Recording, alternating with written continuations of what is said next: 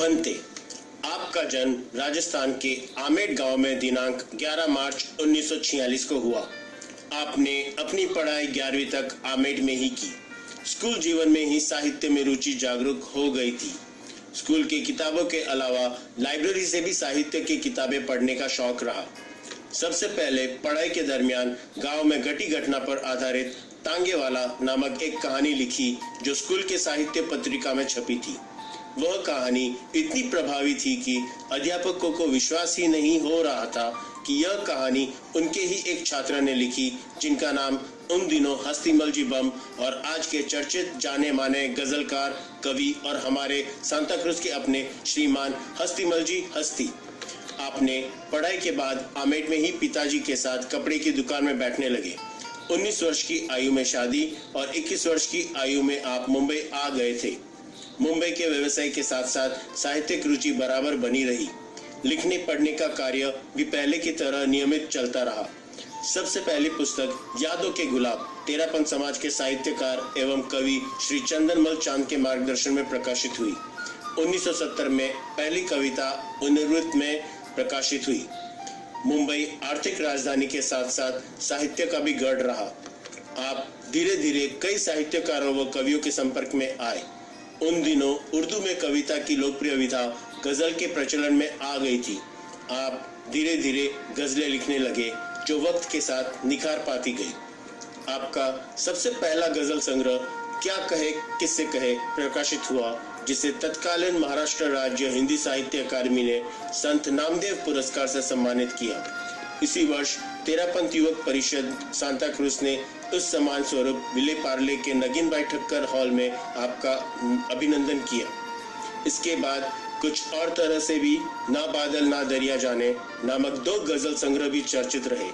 उर्दू में नए परिंदे के नाम से भी प्रकाशित हुए। आपने 20 वर्षों तक अपने संपादन में युगिन काव्या नामक पत्रिका का प्रकाशन किया, जो पूरे भारतवर्ष में कवियों के पास भेजी जाती रही।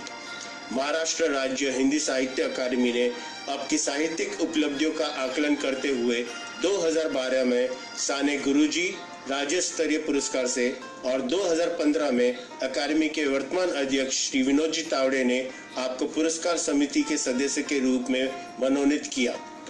आपके कई पत्र पत्रिकाओं में इंटरव्यू भी छपते रहे हैं। भारत के कई प्रसिद्ध गजल गायक जैसे जगजीत सिंह, पंकज उदास, अनूप जलोटा, मनहर उदास, श्रद्धा जैन आदि ने आपकी लिखी हुई गजलें गाई।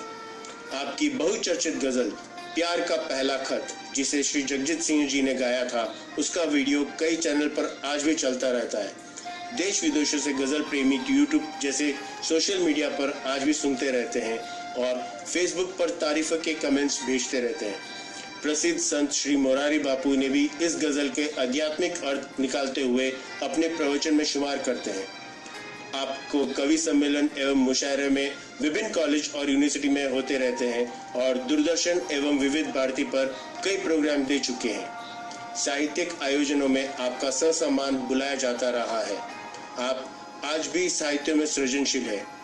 और अंत में हिंदी सिनेमा के प्रसिद्ध गायक श्री रूप कुमार जी राठौड़ और श्री सोनाली जी राठौड़ ने रेडियो मिर्ची के अपने कार्यक्रम मिर्ची महफिल में अपने शब्दों में क्या कहा, सुनते हैं।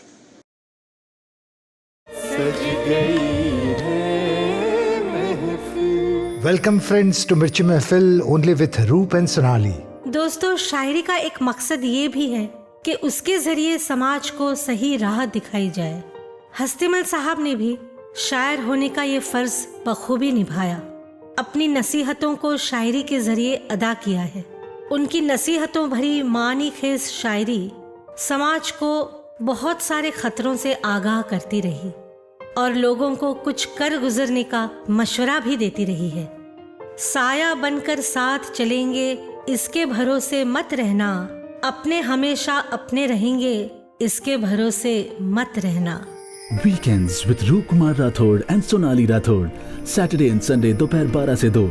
कुछ यादें, कुछ गजलें।